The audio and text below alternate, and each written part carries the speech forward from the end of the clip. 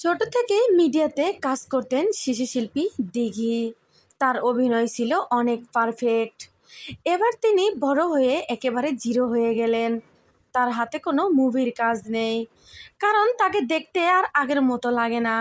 তাকে দেখতে আসলেই ঠিক নায়িকার মতোই লাগে না। এখন তার লিঙ্ক ভাইরাল হলো সিএম এর সঙ্গে।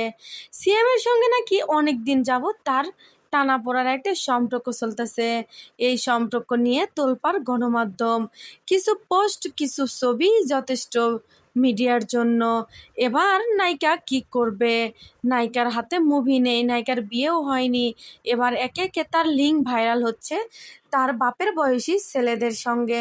যদিও তাকে জঙ্গলি সিনেমাতে নেওয়ার ইচ্ছে ছিল, কিন্তু জানি না পরে আর কেন তাকে নেওয়া হলো না। এবার বন্ধুরা, যারা যারা ফিতা কাটে তিনি তাদের পিছনে পিছনে ঘোরাঘুরি করে। আসলে দিঘির চরিত্র অনেক বদলে গেছে। ছোটকালে তিনি ভালো ছিল, বড় হয়ে তিনি কেমন যেন এক ধরনের লোভী হয়ে গেছে।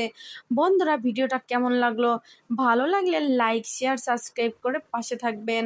ধন্যবাদ।